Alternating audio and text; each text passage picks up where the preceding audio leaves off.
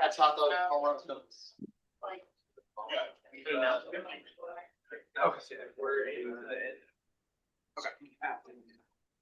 Okay, make it. 3 weeks ago.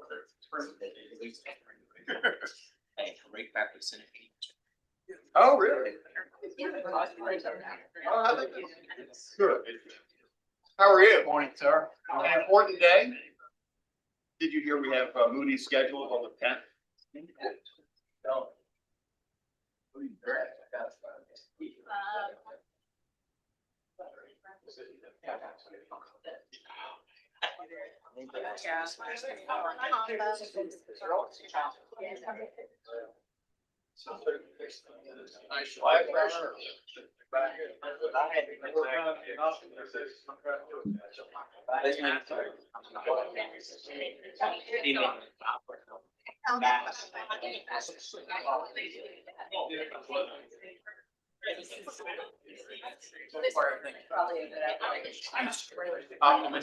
mean, yeah, it'll come down to the last day.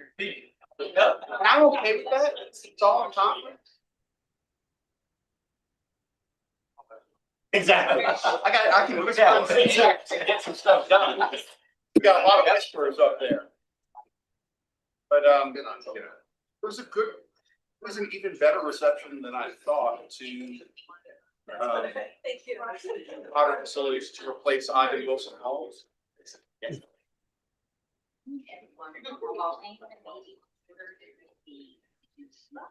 That we're going to begin with, and I want to start with roll call. Regent Dennison, Regent Bailey, Present. Regent Brody, Present. Regent Hammonds, present. Regent Helm, Here. Regent Milliken, Here. Regent Nichols, Here. Regent Spiller, here, Vice Chair Thomas, Present. Chair West, Present. Regent Robinson. Here. Chair, we have 100% of the regents here. Thank We you. We definitely have have a quorum. a full house today, and welcome everybody. Welcome CJ. Thank you. Good to see you. And we're going to start today with academic affairs and Regent Health. Thank you, Madam Chair. I'll ask Provost Fisher to come up. We got 12 items. Meeting is just Will Pride to go through them as fast as the law will allow. First item, approval of master's of science applied behavioral analysis. Yeah, before we head there, I'd like to say just a couple of things about what we have in front of us. There's 3 things I'd like to say. One is as you've read these and you looked at them, one of the really important parts of it is that there's certificates here, but they're stackable certificates that go along with what would be degree programs, as well as can be used for additional degree programs across the university. So those silos that used to exist have been broken down and continue to be broken down and now move across that way. 2 is if you looked at the cover sheets, what you can notice is in a large number of these, the discussion on budget has expanded because we've done a lot of work to tell people, please put in what you really need to be able to put these in, and so that we can supply them with the money or people or that so that they can be viable into the future. And I think what they're in is even more exciting for me today, which is they're in areas that I see as a future growth and are areas that I think in a large cases, we can do an awesome job in this state in those areas. So with that, I would love to start with applied behavioral analysis. I believe Corinne Murphy's on the line. Good morning, everyone. I'm going to assume you can hear me. So we are very excited about the new Master's in Science and Applied Behavior Analysis. This has been a very long journey, 8 years, to be frank, because we needed to establish a resource situation where we could support a brand new master's degree of high quality, high rigor, and one that would be very impactful for our region. So to echo Provost Fisher, this has been a great deal of effort to work into a program where we will be hiring 2 new faculty, both board certified behavior analysts, to join our faculty to establish a brand new degree program. It is 40 to 46 hours depending, and that depending really has to do with clinical supervision in the field. What sets this program apart from other behavior analysis programs is the rigor and the incorporation of supervision within the program itself. Many programs require students to engage in supervision outside of the framework of the program, and that's a challenge for those students in that program, and it's been a challenge for the field. And so the field of behavior analysis is one that serves multiple populations, including those with autism, developmental disabilities, addictions, and any number of other challenges that you could experience as part of your humanity. And so we are very excited to bring this on board. It does require a bachelor's degree, and it does require the full 40 to 46 hours in order to sit for the licensure exam. There is a licensure exam that is offered and conferred by the Behavior Analyst Certification Board. And that board will also review this program as a next step for accreditation purposes.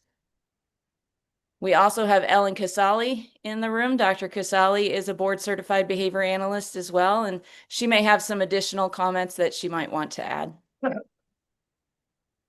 I will just add, this is very much a community need. As an anecdotal piece of evidence, we've had students reaching out. They can search that we are board certified behavior analysts, both as part of the university and internally. So there's been a student demand as well. There's a very high community demand. So board certified behavior analysts have typically been understaffed across the nation, very much so. And so we see that exponentially rising. This particular program is going to prepare students to work with individuals on the autism spectrum and intellectual and developmental disabilities across the lifespan. And so disabilities do not end when students graduate school age, and that is also a need in the community as well. So many BCBAs focus on that early intervention, which is very much important, but this program we have designed to prepare them across the lifespan as well, and have designed our clinical experiences to support that. Questions or comments? I would say this sounds great.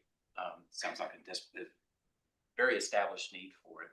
And going back to your first question, first comments, the comment on been here for a long time. We have multiple programs.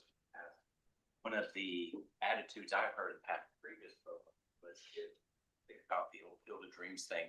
If you build it, they will come, versus it used to be, if the students come, then we will build it. You have to prove that students are in it, and then we'll put resources.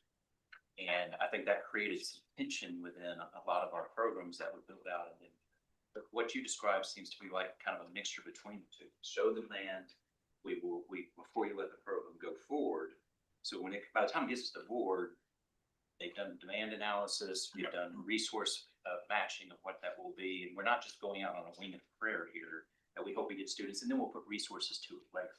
Well, I mean, I think we have to do things strategically, right? And we all know higher education are in tight budgets. So if we're going to make decisions that are budgetary decisions as well as curriculum decisions, we have to do that strategically. And that means all of us talking about, does this fit what we are as an institution? Does it fit our mission? And then if it does fit our mission, how do we put it in, and how long will it take to get to there? I'll add on to that. And I do think it's a part of the different way in which we're approaching budgets. Very much focused on return on investment, analyses, and being strategic. But most importantly, we now have strategic investment funds available to not just the institution, but to deans, so we can partner. So for example, I know there have been occasions where dean wanted to hire a particular faculty member for a new program. Well, we said, as part of getting that off the ground, we'll match you 1-to-1 for a period of time, for years usually. And then at that point, you've got the enrollment necessary. So those dollars come back to the strategic investment fund, and then they go back out and do it again. So it's a way to elevate the entire program academically using the budget. And that's just what, if we see the need, desperately need unity, we want to make sure we're setting up for success. Yes. Speaking as teachers, uses ABA therapists.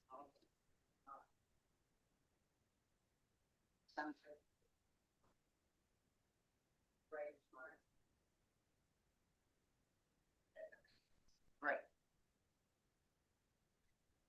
Y'all need to speak up over there. You don't hear? We can't hear you. This is a great program. It's so great. There's a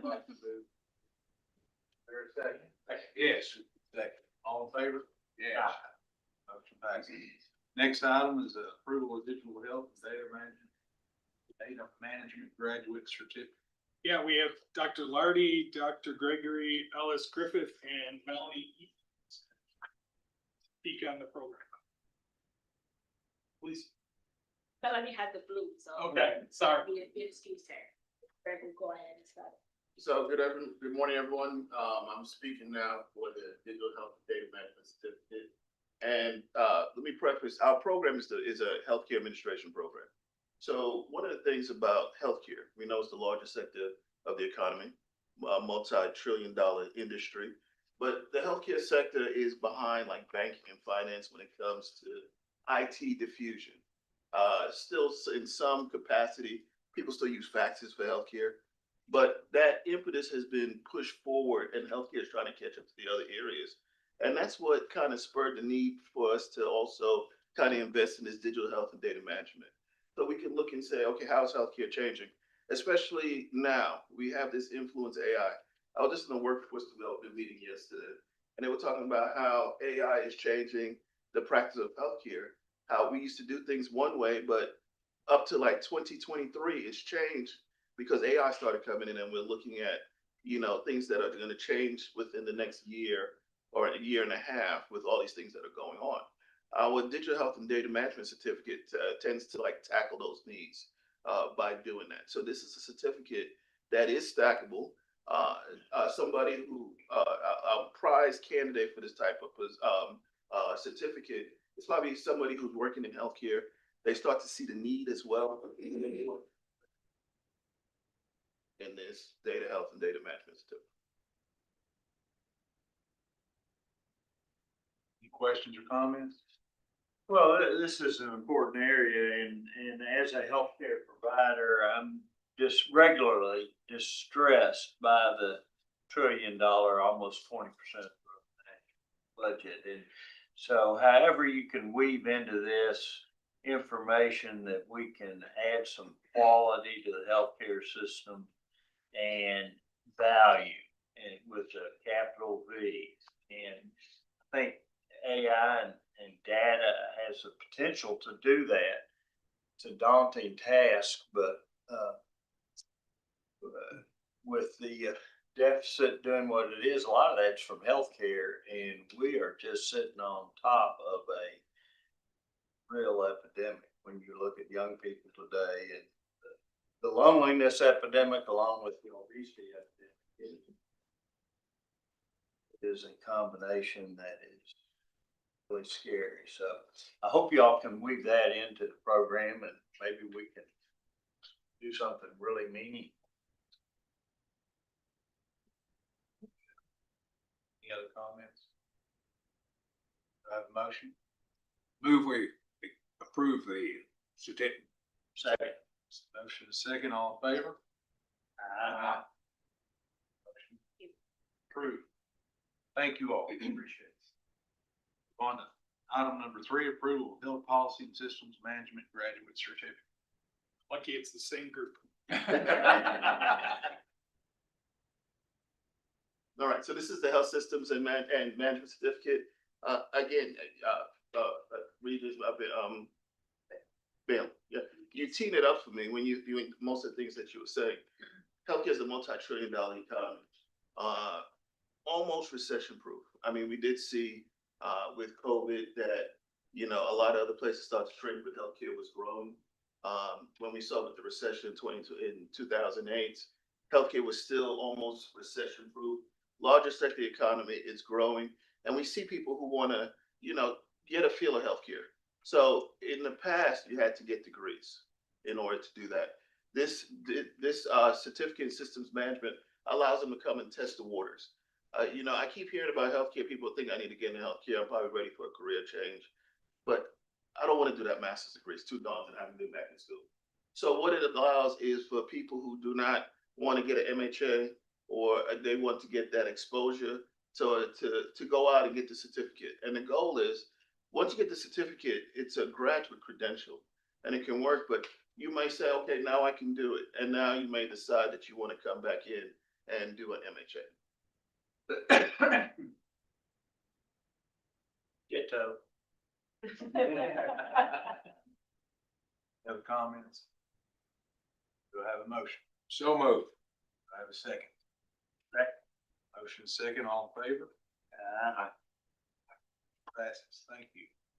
On now to item number 4, sustainability. Graduate certificate. Continue on. And this is where you teed it off. So you were talking about a multi-trillion-dollar industry in healthcare. So hopefully I can hit this one out the park. One of the things that we're focused on is sustainability, environmental sustainability, financial sustainability, and just the focus on healthcare. Right now, as you said, it's 20% of GDP. Can we handle 23% of GDP? Certain things have to change, and we're starting to see that now. You almost see in the creative destruction where we have these hospitals and it's starting to change. Do we have the need for these types of hospitals? These discussions need to be had. We also know we have a very high quality healthcare system. One of the things I always tell my students, they could probably repeat it, you know, highest quality healthcare systems in the world. People from all over the world come to study in a healthcare system, but it's very expensive. And many times we've kind of forced money into the quality for certain islands of excellence, but other stuff starts to erode. So we need to start looking at that. And you're starting to see some of those things happen now.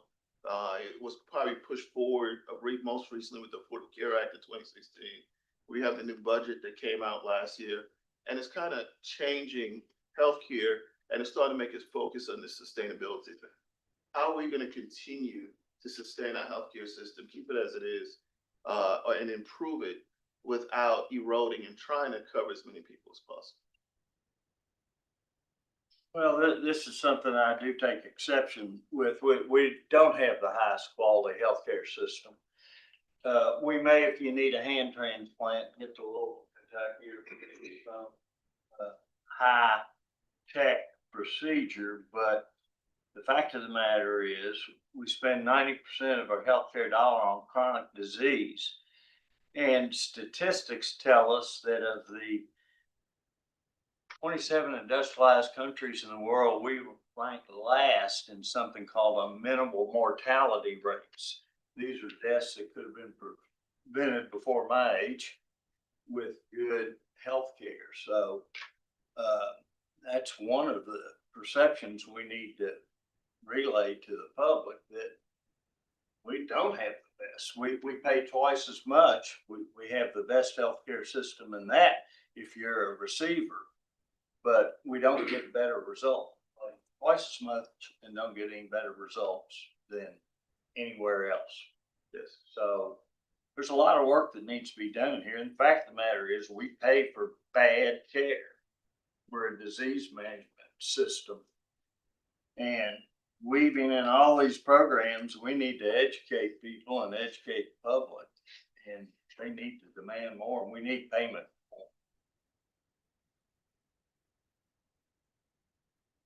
I'll get off my soapbox.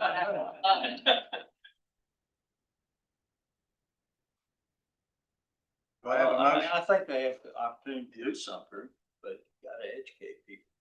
Thank you, Dr. Fletcher. We have a motion. I move we approve this certificate. Second. All in favor?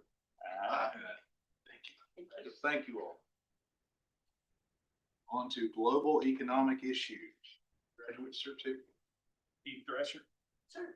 I think we all can agree that current events have brought a huge spotlight to the need for education and economics, understanding global policy, understanding how economies work on a national and global scale. And this certificate provides that opportunity. So it's built using courses that already exist in our economics department. And so the required courses come from there. And then there's an elective that comes from a wide variety of courses all across campus, including social work, political science, business courses. And the goal is to help our undergraduate students who are not majoring have the opportunity to come to learn with just a more understanding of like tariffs and inflation and federal interest rates and those sorts. Any comments or questions? Not all, accept the motion. So the motion, is there a second? Second, all in favor? On now to Bachelor of Science in Disaster Science. Dr. Burse, oh, it's gonna be Dean Brown. Yeah, I'm really excited today. Good morning. I'm really excited today to be able to present the disaster science program, both the bachelor's and master's. As you'll probably know, this grows out of our award-winning meteorology program, but builds on it in a new way. And many of you will remember that our students and our faculty served as the emergency management team for the International Special Olympics in the summer of '22. And since then have grown in experience. We've opened a disaster science operations center, and this program in disaster science has grown out of our experience. It builds on strength we already have. It builds in an interdisciplinary way, folding in public health, broadcast, leadership, and it's a unique program because there are very few disaster science programs around the country. And yet, if you think about need, hardly any day goes by that we don't see some need in the newspaper for disaster preparedness, for emergency management. And so these students will be learning how to anticipate disasters, knowing the science of how they evolve, how they develop. And so we already know that our students are going to be sought after by FEMA, national organizations, any large industry which needs to be able to plan for emergency. These are going to be students who are well prepared for it. And I believe that WKU is going to be a center for providing these students, not only to Kentucky, and any of you who remember our tornado, our torrential rainstorms know that we need this expertise, but the region, the nation, and really the world. So this is going to become, I believe, a really signature program for WKU. It's unique. It's already strong. We've been able to hire a new faculty member already who has hit the ground running, already has 12 grant proposals or more submitted. And just it's a flourishing program that I think is going to be a real strength for us for years to come. Any questions or comments? So we had certificates. We have certificates in emergency management and disaster science. This is going to be a bachelor's program so that students can come in and get a fuller training. So the certificates are typically for people who are already working in the field, come and get extra experience. We're now going to become a big feeder for those people in the first place. Just looking at this, we have the bachelor's, then we have the master's next. That's right. So thinking about growing the resources from certificates that are a little differently focused to this. How long, I'm looking at the plan here, how long do you think it'll take to grow those resources and be ready to meet this demand? Because you've got the demand forecast here. Yeah, so we have a strong program already. And as I said, we've hired a new faculty member. We're building off of existing courses. We'll add a few courses, but we're ready to go. Obviously, the certificate was popular, so. And so the certificate was popular, so you're. Yes, absolutely. And we see a lot of growth potential. Any other comments or questions? Not all. Accept the motion. Second, all in favor? Passes. We'll move on now to the Master of Science in Disaster Science. Same excitement. So really, we're not only going to take over the entry level of these sorts of positions, I think we're going to be training the high level as well. So this is going to become really one of our signature programs. Plus, and if I could add on to what Dean Brown is saying, there is a group examining areas of institutional strength that we might consider exploring additional PhD programs after data science. And I believe this is one of the areas that is being considered for a number of reasons. Number one, because of the federal dollars available to support it. Number two, for the ability to create a unique program nationally for us in terms of not just teaching it, but building the research literature. And then lastly, it builds upon what is arguably the best applied meteorology program in the country, which is already a differentiator. So it's very much future oriented. No other comments or questions? I'll accept the motion. I move we approve this Master Science and Disaster Science. Been a motion. Is there a second? Dr. Bale, all in favor? Motion passes. Thank you, Dean. Move on now to the Bachelor of Science in Environmental Earth Sustainability Sciences. Still Dave. All right. So the EESS, if you'll allow me to abbreviate it that way, is a growth from the APR process, our academic program review. And we found that our geological science students and our environmental sustainability and geographical science students had a lot of common interests. It's all about the earth and the environment. And so we realized that it's more efficient for us to combine these degree programs.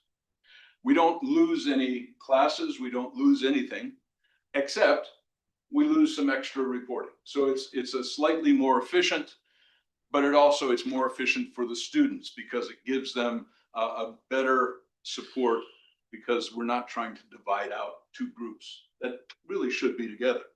And so it seems like a natural move that follows on from our academic review.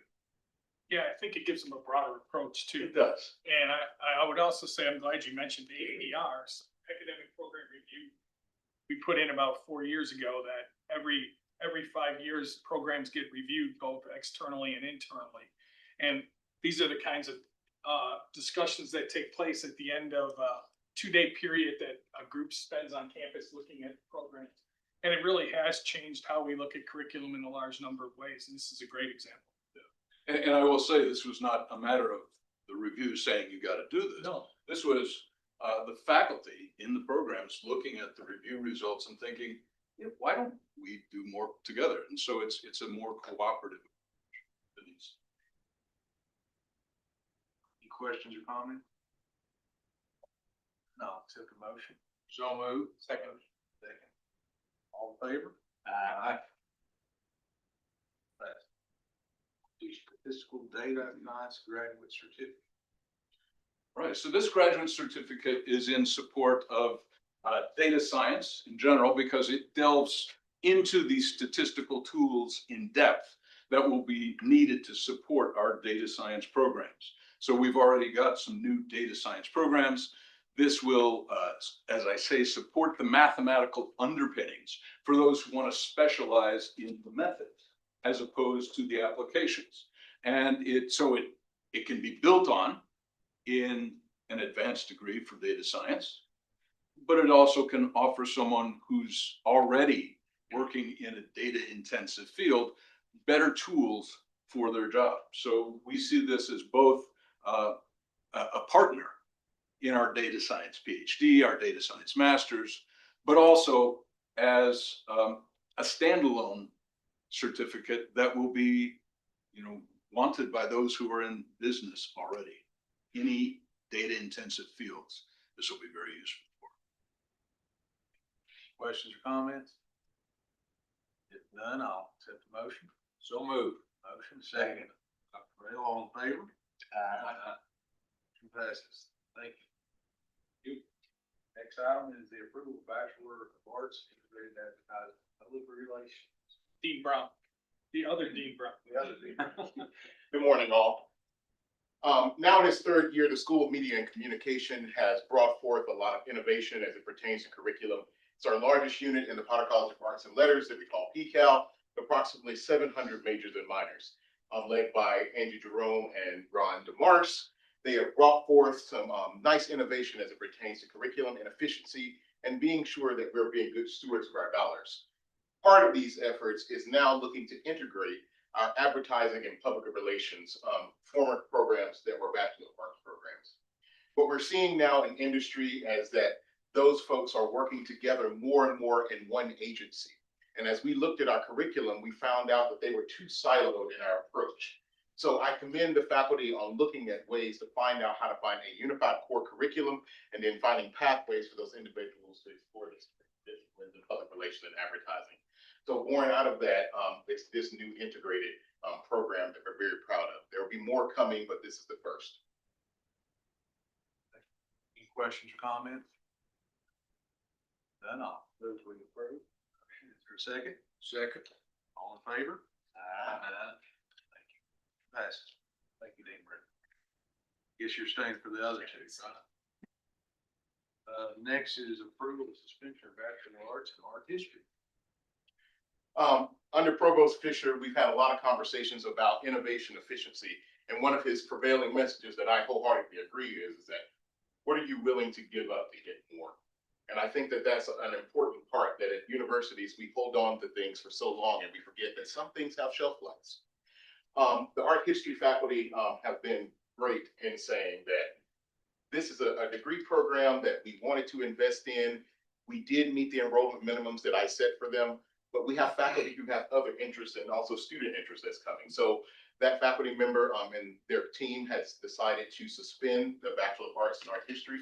We still will provide education in those areas, just not in a degree program format. That faculty member now is going to be used more in our new Bachelor of Science and User Experience and also our animation. And we think that that's going to be quite beneficial in meeting those needs in those areas with the resources that we have. And I want to commend those faculty and staff to be able to make that tough decision. Questions? Do you have any students currently enrolled in this? We have a few, and then we will do the teach out program for that. Other questions? Is there a motion? So moved. Second. All in favor? Aye. Passes. Last item, actions, approval, suspension, minor in graphic design.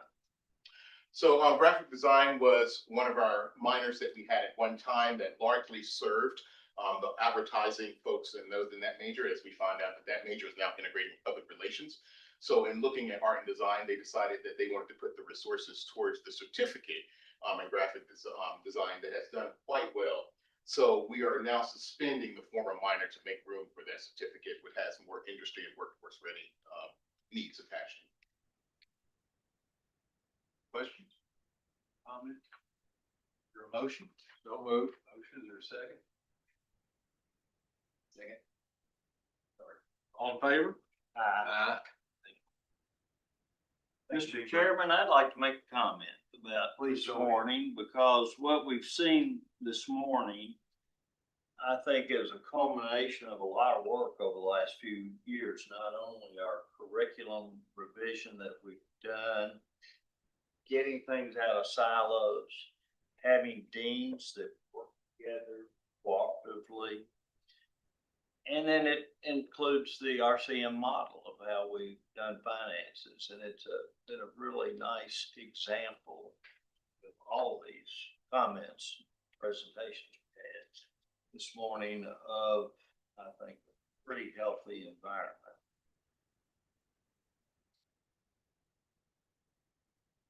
That's all I have to say. Thank you. I think we have an information item. We do. We have an information item. It's my pleasure to introduce you to Mark Champa, who will be the person today giving us a faculty presentation. Mark is a professor of analytics and information systems and is the program director of the Gordon Ford College of Business Cybersecurity Data Analytics Graduate Program. Mark has worked in the IT industry as a computer consultant and has published over 25 articles and additionally books and 30 technology textbooks on that subject. And today we'd like to ask him to please come up and tell us a little bit about what would be cybersecurity and AI.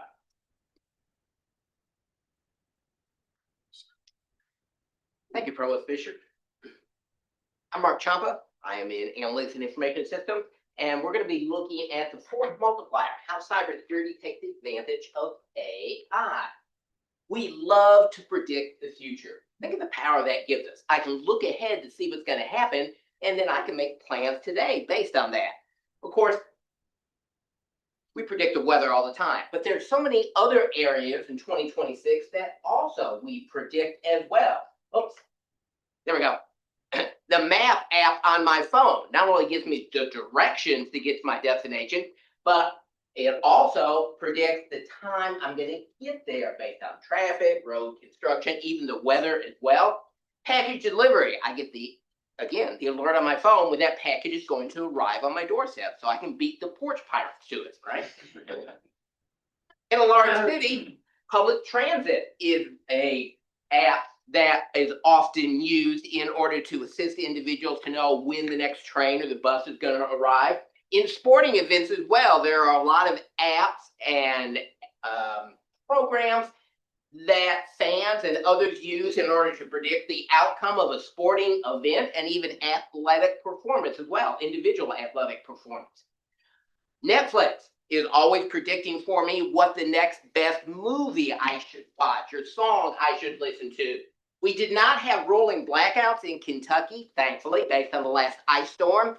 A lot of areas did. But again, that can be attributed to the utilities predicting what the demand is going to be. And of course, election results prediction there as well. And we could keep going all day long about the predictions that we use in 2026.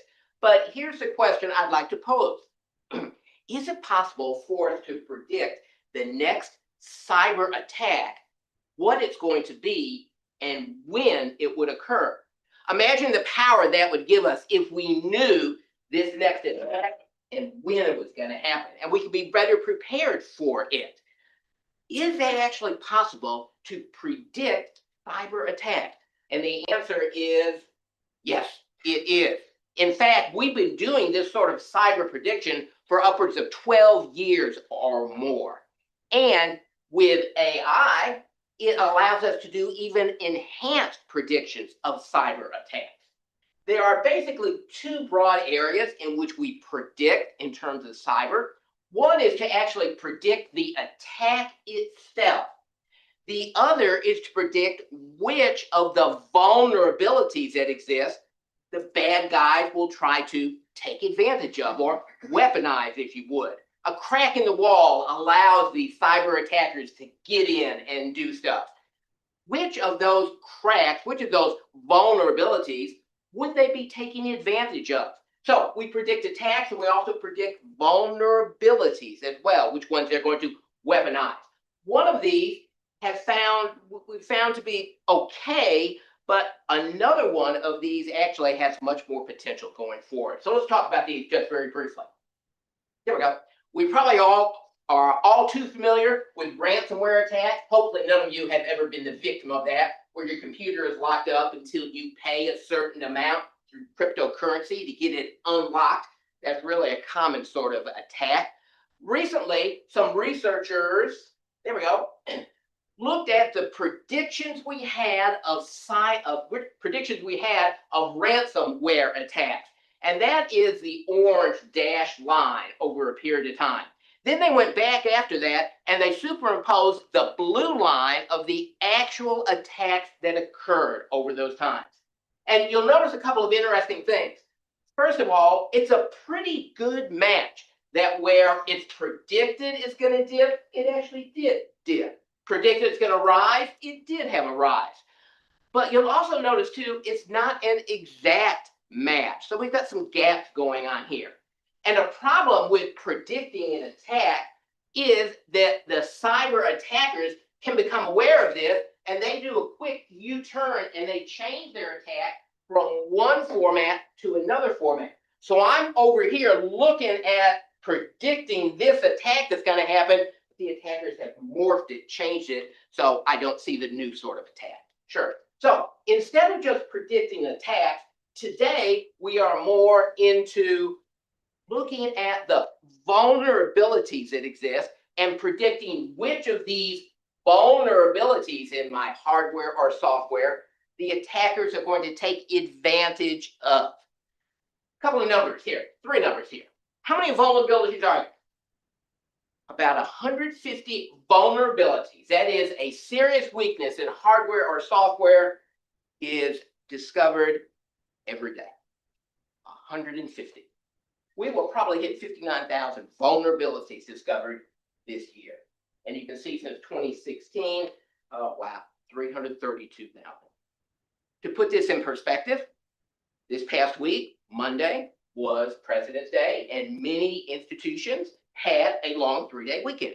So imagine that a cybersecurity professional Friday evening leaves work and says, oh boy, I've got a 3-day weekend. But when that professional comes back on Tuesday morning, they have 150 times 150, 150. They have 3 days worth of 150 attacks. They have 450 or 500 vulnerabilities that have been exposed or announced. Well, then the cybersecurity professionals have to start and say, how are we going to address these? Are we using this software? Does this vulnerability affect our organization? Who's using the software? What version of the software is there? How do we fix it? Now you have to multiply that by 450 for that one day. Oh, and by the way, another 150 vulnerabilities are going to be piled on that day as well. So quite simply, in order to look at all of the vulnerabilities that happen and try to fix those vulnerabilities, it is an impossible task for an organization. It is just too much to handle. So what do? Well, instead of looking at 100% of the attacks 100% of the vulnerabilities that I want to fix, what if instead we could whittle that number down to a much smaller, more manageable percentage that we then can try to address? In that way, then I'm not looking at all the vulnerabilities, but I'm looking at a shorter subset of those vulnerabilities. And, oops, that becomes our area of prediction. Because if I can predict out of all those vulnerabilities, the ones that the attackers are going to exploit, then it narrows down significantly the work that I have to do. And it goes from impossible to more possible. So let's take, there we go. There are different metrics that cyber people use in terms of predicting. There's something called EPSS, too much detail here, but it's called a probabilistic predictor, that it looks at the vulnerability and it can accurately predict within 30 days if that vulnerability will be weaponized and used by the bad guys. Imagine the power then that gives us. There we go. We're able to produce charts like this so that when I come in on Tuesday morning after that long 3-day weekend and I've got 450 vulnerabilities staring me at the face and I'm challenged with which one of these do I then tackle first, something like this will tell me that one vulnerability in the upper left-hand corner has an 82.7% chance of being weaponized and used by the bad guy. Well, I'm going to fix that one first. But if I've got another one that's only got a 1.4% probability of being weaponized, I'm not going to worry about that one. So this sort of data gives us that fighting chance in order to whittle down those number of vulnerabilities to a much more manageable role. Yeah, and these are just a lot of the metrics that we use about predicting and in cybersecurity. Here we go. Okay. Yeah. So AI, of course, plays a real prominent role there in helping me predict what vulnerabilities are going to be exploited. There we go. But there are other uses of AI in cybersecurity as well, besides threat detection and analysis. There's things like security automation, phishing detection and response, incident response, and even security awareness and training, which is really interesting because AI can look at how you use your computer on a daily basis, and based on that, it can specialize training that helps you in terms of cybersecurity awareness so that you're learning stuff that relates to your job role, whereas someone else may not need that same sort of thing. Here at Western, we have a master's in cybersecurity data analytics. And there we go. The way I like to describe this is this. I went to my doctor recently and I had to have my blood work done, analyzed. Sure, okay. Well, there were two separate roles of individuals that had a role in doing my blood work. One was the lab technician, rolled up my sleeve, they took my blood, sent off to the lab. But then the result came back, and my doctor then had to analyze those results. In cybersecurity, we have two roles of individuals who work. We have the technicians who configure firewalls, or they might do stuff with antivirus software. But we also have to have the analysts who look at what the attacks might be and then help the technicians with instructions as to what to do. Okay. So what we're doing in our master's program is we're equipping students to be the analysts, to not configure firewalls, but to look at a higher level of what the attacks might be so that then the technicians can be prepared for those.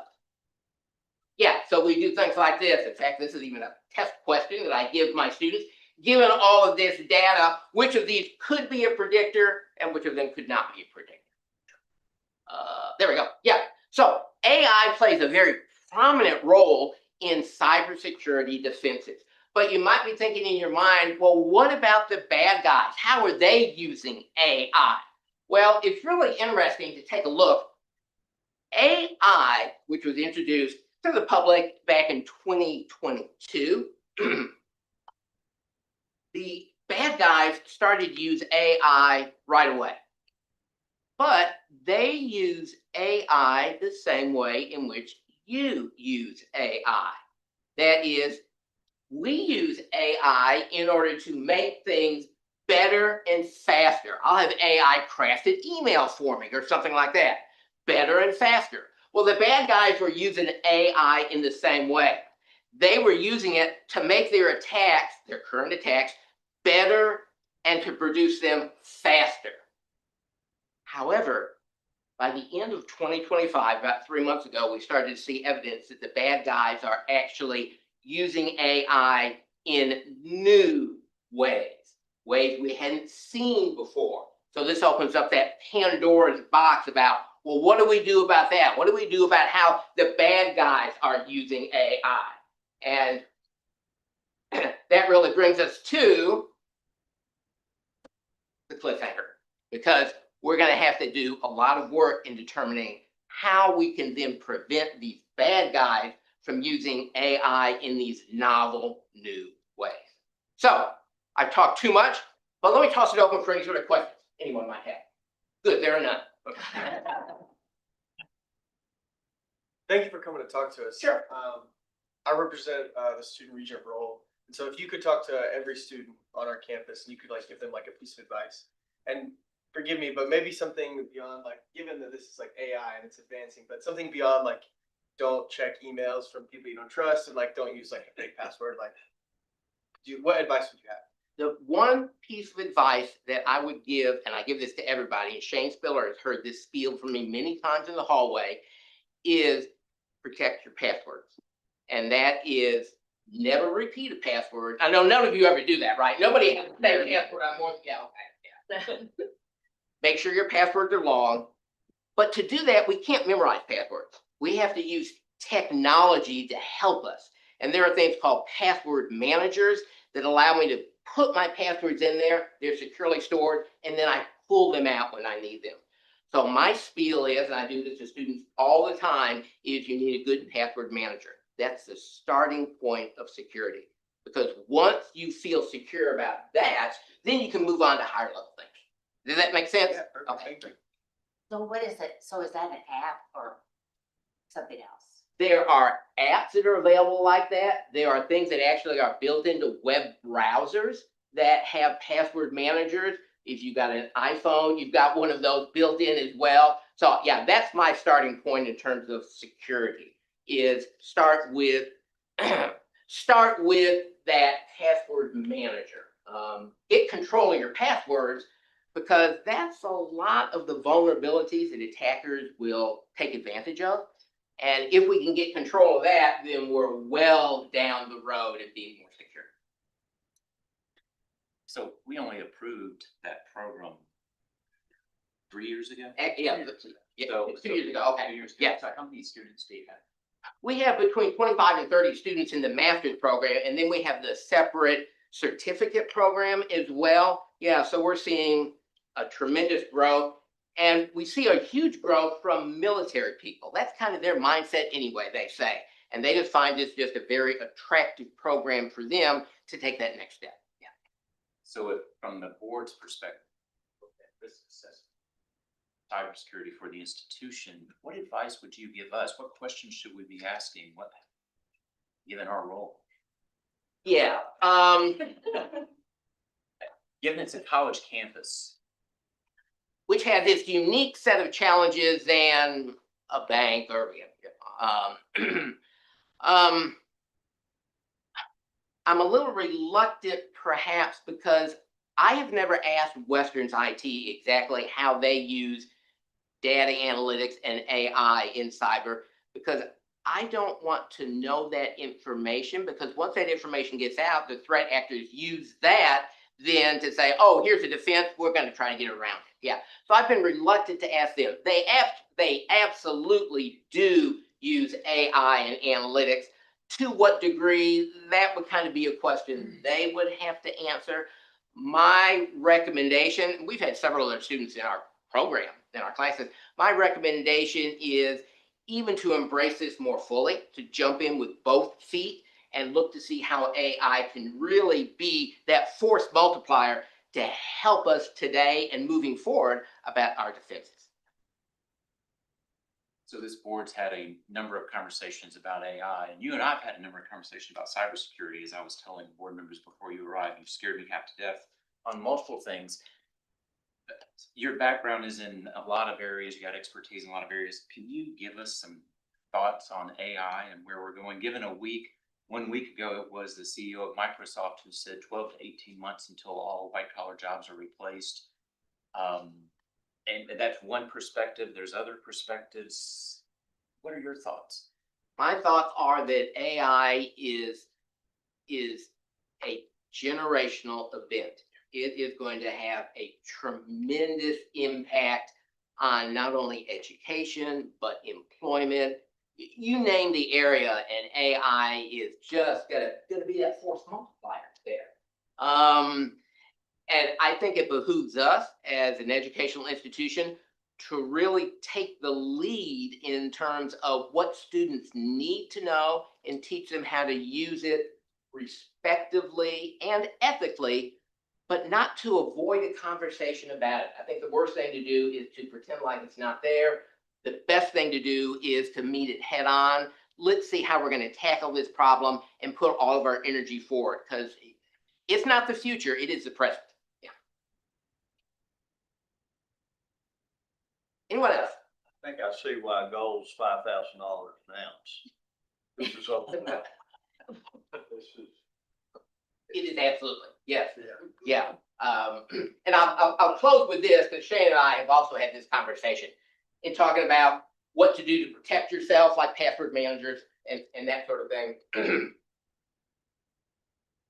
AI is being used by the bad guys today for a lot of impersonation, not only voice impersonation, but a video of a Zoom or something like that. It has gotten to the point that I have told my financial planner in Bowling Green, if you get a phone call from me or a Zoom from me or whatever that says we need to liquidate this position and move the money over here, I tell him, ignore it. The only time we make a financial decision is if we are setting eyeball to eyeball across the table from each other. It has become that bad. So yeah, there are a lot of things that we need to be doing, and AI is going to accelerate this, but I think we've got to get ahead of it, or at least stay even with it, I think would be the best approach. That actually sounds like it's creating jobs. You need more people at the bank. There you go. Yeah. Yeah. Anything else? Anyone? Well, thank you very much for your time. Thank you. Thank you.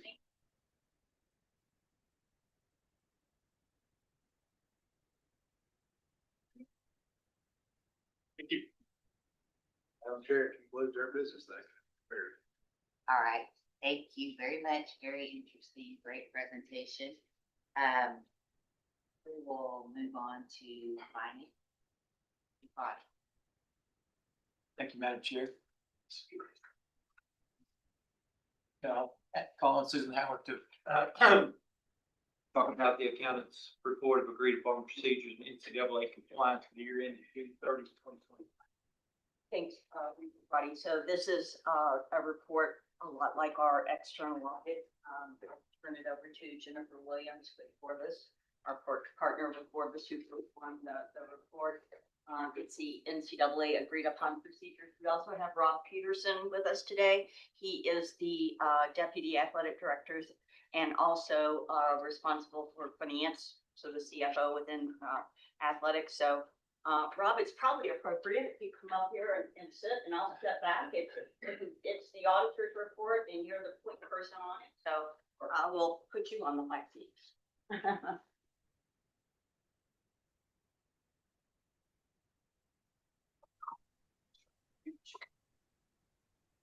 Thanks, Susan. Well, sorry, I'm not able to be there with you all today. I usually like to be in person, but I appreciate the opportunity to be on Zoom today with you all. So we did wrap up with Rob the NCAA AUP procedures that is required to be submitted to the NCAA in the present by January 15th. And so we were able to complete those procedures and provide that report as required. The statement of revenue and expenses is prepared by management. That shows an even revenue and expense through that process. And that statement of revenues and expenses showed about 40 million, the activity with NCAA. We found no significant reportable matters that we needed to provide in the report. And that we had great cooperation by Rob and his team to go through that process. There are some new procedures that will be coming, as you can imagine, with the NIL and those types of things. We're not sure exactly what will be in the procedures next year, but we'll work closely with Rob as we figure those out. There were some new procedures this year, but with the activity being minimal, there wasn't those procedures we did not have to perform. So just wanted to give the board a heads up that obviously with that, we have to follow those procedures by NCAA. Any questions from the group on that report?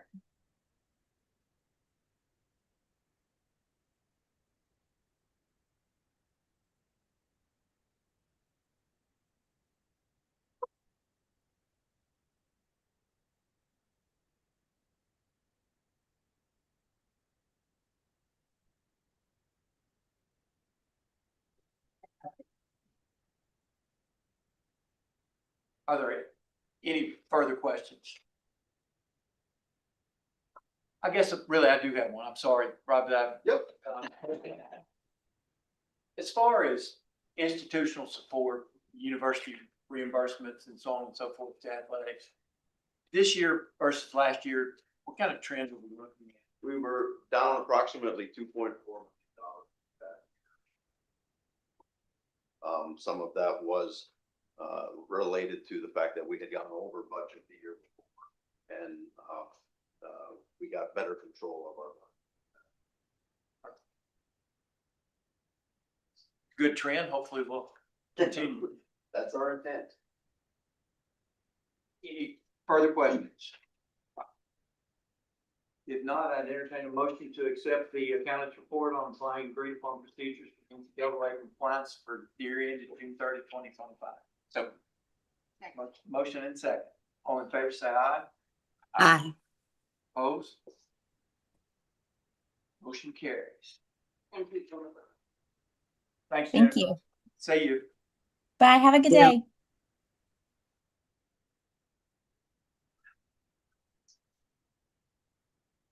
Next, we will have to accept for filing the statement of revenues and expenditures for the 6 months ended December 31st, 2025 and 24. Thank you, Regent Roddy. And what I first wanted to point out is the university and the entire campus continues to do well in performing budget versus actual. As you see, what I've circled there is at the end of December, we're performing approximately 3.6 million better as we did at this time last year. So the work continues and we're continuing to do that good work. Most of this improvement is directly related to an improvement in our net tuition revenue model. So that's important to note. I did want to say to the board that while we only report to you quarterly, we continue to do our monthly monitoring with the deans and vice presidents. So I think that's important work, and we do continue to do that. So going down a little bit further into looking at revenue. So again, remember revenue and particularly tuition, if you look at net tuition revenue, is about $9.5 million better than the prior year. So if you look at as a percent of budget, we're at both at about 70% of budget at last year and this year. So looking at the net tuition revenue, again, that's at $9.5 million improvement, and that's directly related to a improvement in our strategic improvements to our scholarship model. So John Mark, Bryson, Provost Fisher, President Caboni, everybody's doing a lot of good work around that. Looking at the other categories of revenue, this continues from the first quarter into the second quarter. We are seeing grants and contracts trending lower than the prior year. Most of that is a direct result of decline in our Pell eligible student enrollment because of some changes at the federal level. Also, we are seeing a 10% decline in extramurally funded research grants, again, primarily because of some things going on at the federal level. Other revenue is higher, directly related to fundraising associated with Chandler Hall and Ford Fieldhouse. And then what was there in the first quarter continues in the second quarter, a one-time contribution from the WKU Research Foundation going away, and some one-time cash being moved to the university of about $800,000. Total expenses, about 53% of budget as compared to about 54% of budget last year, so relatively flat. Looking at personnel, we're seeing a decline of about $600,000 in wages. That's directly associated with the decline in employee FTE, which is attributable. If you remember this time last year, we had VSIP, the voluntary separation program, and so we did see retirements about 60, and so that's impacting this number. The increase in fringe benefits is higher health insurance premiums. Operating expenses, supplies and expenses is trending higher in this quarter, but I want to point out that's directly related to timing. So some years the library subscriptions may come in December, other years they come in January. So that's just a direct result of timing in library subscriptions and the football game guarantee payments. Debt service is up, and that's related to the bonds, the additional bonds we sold associated with Chandler Hall and Ford Fieldhouse. And maintenance is higher primarily because of reimbursements from the Student Life Foundation.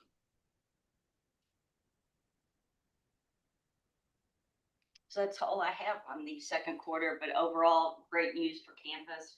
Continue to, and I'm giving a peek preview of what happened in January. We continue to improve, and so I think we're good news on all counts. If I may, Regent, I'm thankful for this report, and I want to remind folks again, in a world that will not stop obsessing over headcount, that is not our goal. Our goal is to increase net tuition revenue, which we've done again. Good for us. Exactly. And in Q3 versus last year, we should have another positive with the VSIP going. Yes. Any other questions? Of $9 million, what do you think the chances of the legislature approving $30 million request for lost, free tuition money. The start of a long session that will weave its way through ebbs and flows, and I'd hate to predict the likelihood of anything today. But I will tell you, and not to take Jennifer's thunder away from her, I spent yesterday in Frankfurt and am actually optimistic about where we may wind up. I think our portion of that was about 4 million.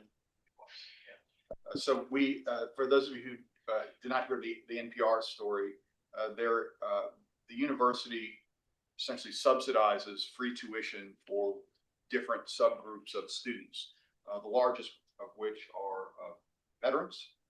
And we are asking the state to create, number one, a trust fund that would allow us to dip into that to be reimbursed for what is essentially is an unfunded mandate from the legislature. It's a novel idea. It will obviously would help us to not have to subsidize those students, but again, lots of time between here and there. We'll see where we wind up. But for me, it was an optimistic visit. Optimistic in the face of non-optimism.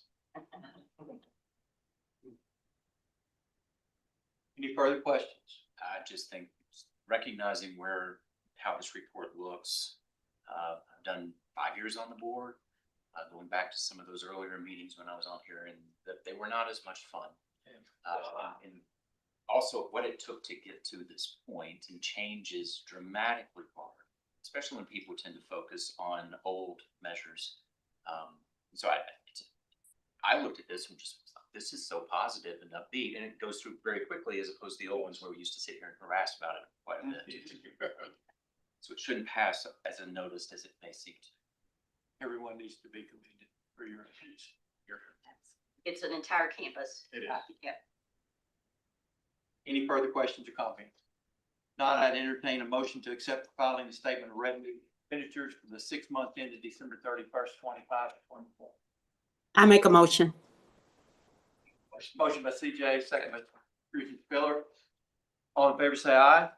Aye. Opposed?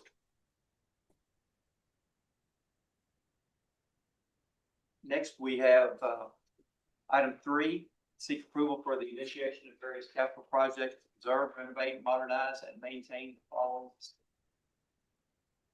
So I will certainly present these. I did want to say that Brian Russell was with us today, our facilities officer. So if anyone has any questions on the nuts and bolts, pardon the pun, these projects, Brian will be here to, I'm sure, save me from embarrassing myself. So just a reminder to the board, the asset preservation pool projects, regardless of the source of funds, all projects are required to get board approval. As a reminder, for construction exceeding $1 million or more, and for equipment of 200,000 or more. And any of these projects can be funded from those resources that are left in both of the AP pools that were enacted by our legislative process. So the first one is the renovation of Gordon Wilson Hall. That is just an increase in scope from 2 million up to 2.4 million. And primarily because when we received the bids, they came in a bit higher than what we originally anticipated. So we needed to bring the increase to the board. The historic building, and so as we can imagine, the building was not fully ADA compliant. So most of this work is around bringing a elevator into the building and modernizing of some of the restroom facilities. And Brian, I don't know if there's anything else that you have to add on that. No, that's a very good description of the project. It's really important, and we were so close to the $2 million mark with the bids that came in. We have awarded this contract. The elevator is being reviewed for submittals, and with so many of the technologies that are out there, time frame to get an elevator is like 6 to 12 months out. So we really have to kind of move things along. It just takes a long time. It's hard to piece for a lot of our projects. Still a delay in citizen service.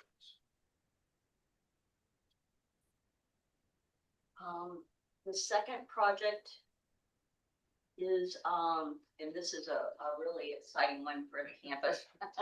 The, steam, sorry, Brian, the steam upgrades and replacements during the year. Scope of that work is planned to be about 1.5 million. These are all those type of projects that I know Brian and his team work really hard on, and it's all underground and nobody sees until they see something happen. And that's when it does impact campus. So we're hopeful that this will, prevent from those types of things happening. So Brian, anything else on? Just to tell the board, very appreciative to the Commonwealth for the AP funds. We have spent about $4 million on replacing aging infrastructure, steam specific to date. We've actually spent those funds starting in 22 through 25. This is a placeholder that I need your approval for, so that we still have a couple of sections that come down Avenue of Champion that was put in 1967. If you were not on campus during Christmas, we had an emergency steam line, 1967, that failed going across Avenue of Champions. And so we had to have that correction. Not in this project, but I'm anticipating that we may need the capacity required before I can submit to the, just a necessary procedural request. Sure, this is the up to amount. I'd like to also thank the facility staff and Brian for the work that they've done that many times does go unnoticed. I recall fondly, there was a Twitter account when I showed up on campus 8.5 years ago called Steaming Manhole Cover. And it was very entertaining, except for the fact that the only reason it exists because there was a hole in the steam line that was constantly spewing steam. We've addressed that challenge. Thanks again to the Commonwealth, but to the work of the staff. And Brian, thank you for your leadership to get us there. It's not sexy, but it's crucial to our success. Any other questions or comments? If not, I'd entertain a motion to approve the asset preservation capital project list. Motion by Rita Dennison. Second. Miller, all in favor, say aye. Aye. Opposed? Now we have a couple of information items. Region body. Absolutely. That we can go on. Perfect. And we'll take that up when we come back. Now, What? 10 minutes. Yeah.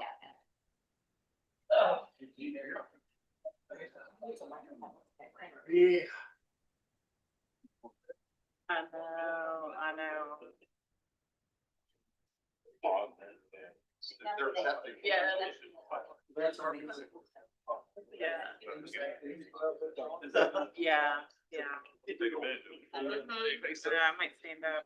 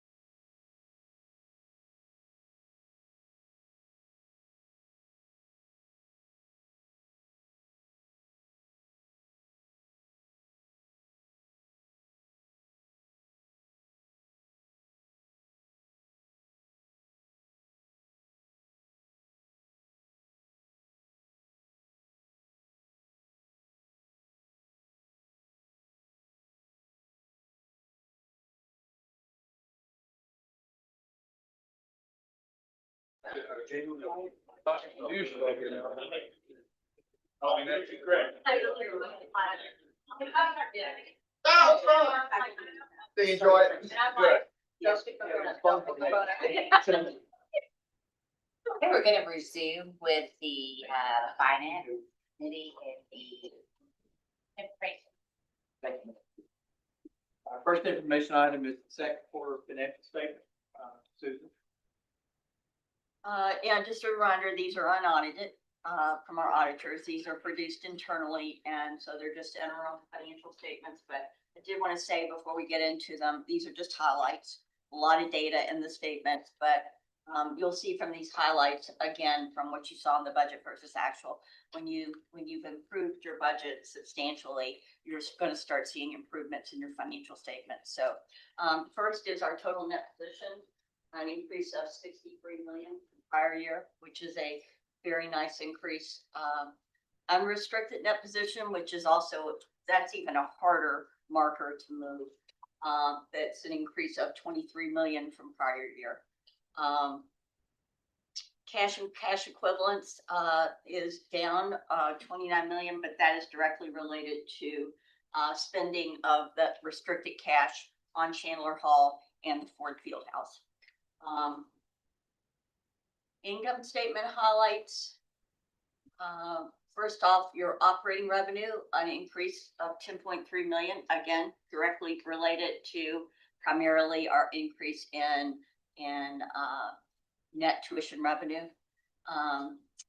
Fundraising associated with the additional debt for Chandler Hall and the Ford Fieldhouse. And again, that one-time contribution from the dissolution of the WKU Research Foundation.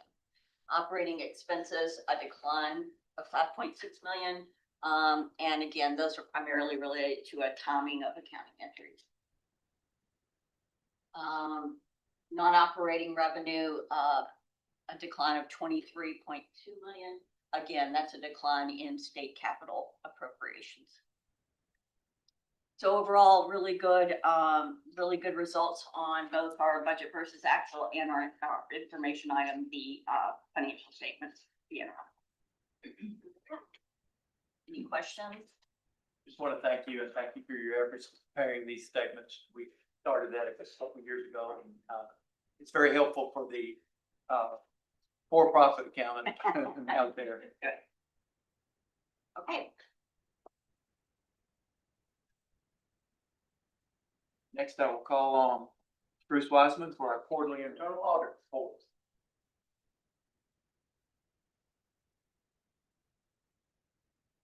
Thank you, Chair Brody.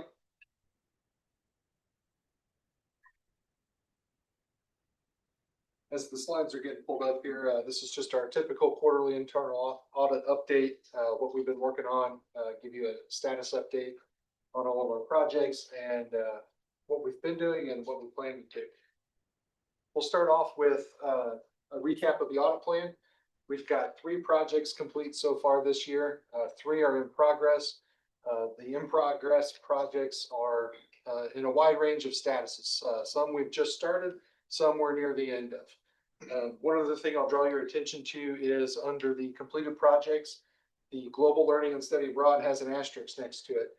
That doesn't mean anything bad, but we've called it complete because we've issued management a draft report and we're working with them to put their action plans together. So we'll plan to finalize that here in the next coming weeks, but we've done the majority of our work. So a really good spot here where we've got half the plan done in February. Additionally, the PSO work group, as I've been calling it, no status changes since we last met, but we've continued to work on a lot of the in-progress projects, and particularly the research subject payments and how that works. I'm happy to say that I'm working closely with the purchasing team to explore one of our vendor systems and what their capabilities are. And there's some exciting possibilities there that we can change our process, take advantage of those capabilities, and hopefully eliminate some administrative burden in those processes. The whole point of this group. From an overall university perspective, probably a small win, but it will be a win for that process and hopefully catapult us into bigger things down the road. back to where do we spend our time? If you look on the left, that's where we've actually spent our time. On the right is where we planned to spend our time. All of the categories are fairly close. They're within 3% of each other. I will call out our operational piece of the pie where, that's internal meetings, updating our policies and procedures, those kinds of things, is only taken up 15% versus 18%. So that's a good win, which has allowed us to increase the time we spend on our project and follow-up activity, which is up 2% from where we planned. Speaking of follow-up, we currently have 7 outstanding items. And just as a recap for the group, follow-up items are when we issue an audit report, they have audit findings, and management is going to go and those items, they land here. Those are those follow-up items, and we continue to follow up with management until they're implemented and the associated risks are mitigated. You'll see we've got 1 item that we validated as implemented so far this year. And most importantly on this chart is the right half where we have an aging of the outstanding items. Everything that's outstanding is less than 6 months old. That raises no concerns for me. Management's on track with implementing those within a year, which is what we use as a standard benchmark in our area. So good news to report here. Looking at the hotline, so far this year, we've worked on 6 cases. We've closed 5. There's 1 in progress. Since we last met, 2 new cases have come in. I'm happy to say that there's no real significant risk related to this hotline reports that I think I need. So good news there. As always, I remind you all, if you see something, please say something. But there is something new on this slide today. If you notice under the ethics hotline, there's a new URL, a new place to go to report hotline information. We're in the process of updating our hotline provider. There was nothing wrong with our previous provider, but we saw an opportunity to reduce our cost, lock in a price for a 5-year period, and cap future price increases while still maintaining the functionality that we're getting from a new provider. So you can go to this link in the meantime. It will get you to where you need to be. We're in the process of onboarding that new vendor as we speak, and we hope to have it up and running here in the next couple of weeks. So the key features of the hotline are that people can anonymously report things, and we can communicate with them in this new hotline provider rollout. An update on our external review that was completed last summer. We've got a lot of changes and updates here. If you look in the completed box, the top 2 items are bolded. Those were completed since our last meeting in November. In progress, we've started 2 more. The bottom 2 are bold. Those were the new ones there. And we've got 1 item remaining. We continue to work on implementing those actions within our office, and we'll have those complete by the end of the fiscal year. Other miscellaneous updates. Consultations were at 21 for the year so far. If you remember, our goal is to have 50. So we're running a little bit behind schedule. So if the university community is watching at home, if you have any questions, need some help, please reach out, let us know. We're happy to check. We continue to promote internal audit across campus. Caitlin and I both did a presentation at Professional Development Day. They were both very well attended. I would guess somewhere between 70 to 80 attendees per session. And then we also presented at Staff Leadership Institute, where we get in front of the next leaders at WKU and we tell them what internal audit is and what we do and how we do it. It really helps build that relationship with the newest and next leaders coming at WKU right now. Other contributions to the profession. We're going to be meeting with accounting class here in the next couple of weeks. Again, just telling them what internal audit is, introducing them to the profession. Something that never happened for me personally. Didn't even know what internal audit was until I got the job there. So hoping to inspire the next generation of internal auditors. So watch out. The second bullet point is I want a team to help do an external review at the University System of Georgia. So just like we had our external review last summer, I'm helping to review their operations as well. That does 2 things for us. Number 1 is it really allows us to go in and see other best practices of how they do things. And additionally, I'm working on a team with 4 other chief auditors from other schools, and I get to hear about their processes as well. So it's transferring knowledge back to us, making our operation better. The second part is by me volunteering to do this. When it comes time for us to do our next external review, we'll have volunteers that are able to come and do that for us. We continue to participate in committees, and we've got a short list there. And then finally, looking ahead, it's springtime, so we're going to do our annual risk assessment, update the risk, see if there's any changes. If some risks have gone down at the university, what might be rising. That'll help us develop our audit plan for next year that we'll report to you all at our next meeting. I mentioned earlier, we've got a hotline provider change that we're in the middle of. That'll be up live and running so that when we do our fourth annual March Madness Bracket Challenge here in just 3 or 4 weeks, we'll be driving people to that new hotline provider, that new website to help give us that boost out of the gate to let everybody know that's where it's at. And then finally, we're going to complete our action plans for our external review by the end of the year. So that's where we're at, where we're going. Any questions from the group? Going back a slide or two, I guess talking about this hotline provider, as you said that, and this is again for the community that may be watching at home or maybe in their office. You said that you communicate with people who make these. Yes. But could you just talk about how you maintain your anonymity? How that works? Yes. And it's a great question. And the key is that you're working through the third party administrator. You're working through that supplier. So when you file a hotline report, when you're done, they will give you a key. There'll be a list of numbers so that you can go back into their portal and check and see if you have a message. They can continue to add more messages, attachments, more messages to us related to their hotline case. It doesn't require a name. It doesn't require an email address. It's completely anonymous if they want to be anonymous. And on these committee participation. Yes. Since you are, I think are you advisory on the budget model steering committee, or are you participant? More advisory. I don't have a vote on what we do. So led by Dean Terrence Brown, and currently we're focusing in on service level agreements. So internal documents of service providers at the university and how they provide those services to the university, how we can measure their performance, and those sorts of things, best practices around that. Any other questions? Not? Thank you, sir. Thank you all. Appreciate it. Madam Chair, that concludes Nan's budget and audit. Okay, thank you. And we will move to the Student Affairs Committee and Regents. And we get to the fun stuff. So, Dr. Sales cannot be here today, but she has got slides, I think, ready.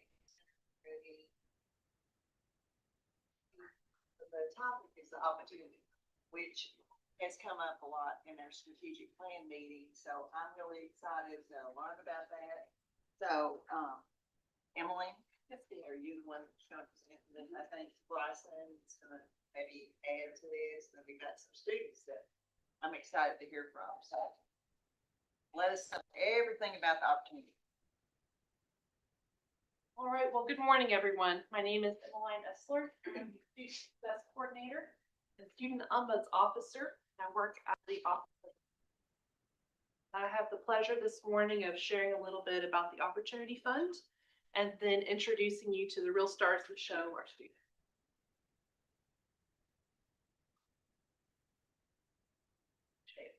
So the WKU Opportunity Fund has helped our students. At the time that I became the Director of Student Financial Assistance, the university had limited resources and helped students with one-time needs. So we scholarship students, as we always had and so forth, but we were running into more and more situations where students needed help with a final semester. They had exhausted all the resources. They may have needed $500 to finish up. They may have a semester where they're running short and they just can't pay their rent. So in all of those different situations where we have those. Karen, why don't you come in the middle? We'll have a chance of hearing you, maybe. And my voice, unless I'm singing, my voice doesn't carry it for some reason. But I won't sing at you, I promise. So from the time that I became the director of student financial assistance, we were seeing more and more students that had needs that we were not able to meet through standard scholarshiping procedures and processes that we had through the foundation resources that were available. State resources were at times limited back then. And of course, federal resources, same thing with that. Student loans, we have a lot of students that are averse to student loans and so forth. And of course, we guide through that and counsel. But we had more and more situations where students would be coming into us. And of course, through the Dean of Students office, they come to the deans, whoever they're comfortable speaking with at the time. Everyone's situation is a little bit different, and they have that comfort level with different individuals. So from there, they would bring those needs to those individuals. It could be that, they may not be able to pay rent for that month. Something may have happened. They had unexpected expenses. Instead of dropping out from the institution and not finishing that semester so that they could go to work and actually be able to pay their expenses, we needed some resources to be able to help with those type of things. Also, students were running into, say, that last semester, they may have exhausted those resources that they had available to them throughout the other semesters that they had been here. And in order to help them with a completion grant, essentially, the WKU Opportunity Fund steps in with that. So through the funds that had been raised for the Opportunity Fund, those are helping us to help those students to remove the barriers that those students had in a lot of those emergency situations and so forth. The deans reach out to us. Emmeline and I work together a lot of times to help make sure that those students have what they need from those funds. So all of the work that has been going into the WKU Opportunity Fund over the last several years, I see daily what good that is doing. And we have some students here for you. So you've heard probably enough from me about that. And of course, the figures are all out there as far as how much has been raised and how much that we help with annually. And thousands of students at this point now have been assisted through the WKU Opportunity Fund in a lot of different ways. So I think Emmeline has about 3 different student situations and scenarios that we're going to show you today. So, Dr. Caboni, this was part of your inauguration speech, I think. It was indeed one of the 4 things I announced.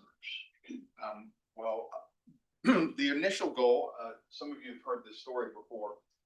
Casey had gone around campus and was visiting with students and saw a great need for supporting young people. And again, their success and getting to graduation, not just in the front door. And one of the things that she came to me and said, I think we can raise some money to help these young people. Like, I'd like to raise $5 million. So about a week later over dinner, I said, well, that Opportunity Fund idea. And she's like, yeah. I said, well, we should do it. Except the goal should be $50 million. And we set a goal, $50 million over 5 years. And we reached 50 million in about 2.5. And so, as I am wont to do, I said, well, let's just double it then and raise 100 million, which we did in 5 years. And what you see is the effect that those gifts and that fundraising effort has had. And so my thanks, all of our thanks to Casey, to the fundraising team, to Bryson, and to Student Affairs and Student Life, and for all of us for using this as an intervention to create more student success, which is everything we've been talking about as an institution for the past 8.5 years. Thank you for remembering. $100 million, a lot of money. So do you do what the foundation does and figure we got $4 million a year to spend, or 5, or?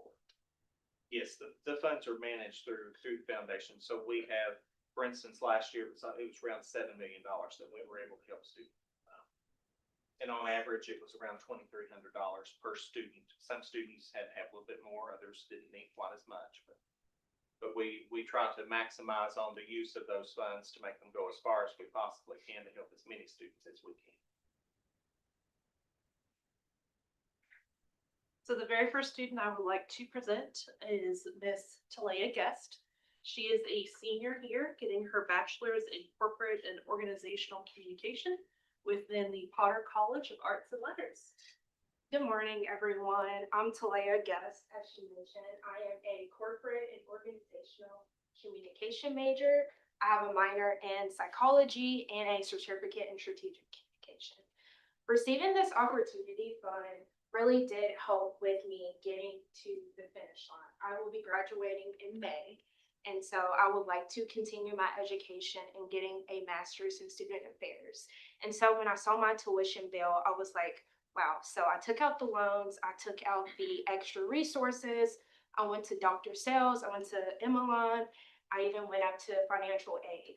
I feel like they know me at this point, they know my name, they're like, oh, here she goes. But I also work on campus. I work at the Alumni Center and I also work for Trio SSS as a peer success coach.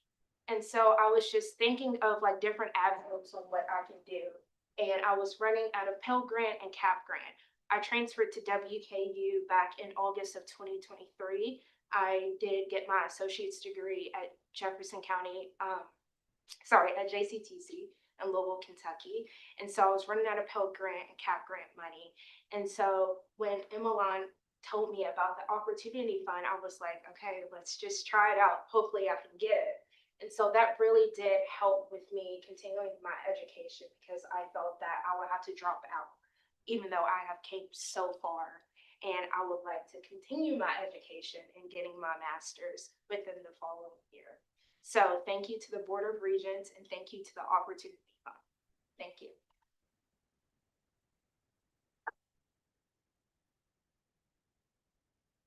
Our next two students were not available to be here in person today, but they really wanted to share their story. So Caspian Lovelady provided a written statement and Barry Coaxum provided a video that we will show next. So Caspian Lovelady is a junior getting their Bachelor of Interdisciplinary Studies through the College of Education and Behavioral Sciences. And Caspian writes, when you think of funding, what comes to mind? Most think of family, but what happens for the students who are like me and have no family? Have no one to turn to when you need them the most. Have to only depend on myself and the kindness of others, or in my case, my school. The Opportunity Fund helped me more than I can ever express. I remember being in the Dean of Students' office in tears, terrified I wasn't going to be able to register for classes in the spring, and therefore would have no place to go. After leaving the office that day, not only was I given breathing techniques and taught coping skills to make sure I could calm down, but I was also given a chance to continue my education. When I received the email informing me of what I had received, I was absolutely ecstatic. I was so hopeful that my dreams can come true. My dreams of a stable life, surrounded and supported by those I made my family. The Opportunity Fund, it helped me remain confident in myself and feel supported by my school. A school who wants to see someone like me succeed. I cannot express how grateful I am. Thank you. Our very last student is Barry Coaxum. Barry is a senior getting his Bachelor of Interdisciplinary Studies through the College of Education and Behavioral Sciences. Good morning. My name is Barry Coaxum. I am a proud student at Western Kentucky University. I am also a first-generation Black African-American college student. Going to college was not only a personal dream of mine, but it was also a dream that held the hope, sacrifice, and prayers of my family. Going to college was also a dream that held uncertainties, especially when it came to financial issues. Getting the Opportunity Funding Award meant more to me than just getting money to go to school. It meant I can focus on my education, my growth, and my future instead of worrying about how I was going to stay in school. This award reminded me that I am not alone, that someone believes in me, has invested in me, and sees the potential in me, even when I am still discovering it for myself. As a first generation student, there is no guidebook. Every step of the way is uncharted territory. However, this scholarship has become a part of my foundation. It has encouraged me to work even harder, to be dedicated, and to move with a purpose. It has also reminded me that I am not only here for myself, but I am here to open doors for others who will come after me. This scholarship also means that I know that this is an investment that will change my life, but it's also an opportunity to help me achieve my goals and move forward as a leader and have hope in the fact that my past will not hold me back in the future. I would like to take the opportunity to give a sincere thank you for investing in students such as myself. Your help is changing lives, building possibilities, and giving us a brighter future. I do not have the words to express how grateful I am for your help.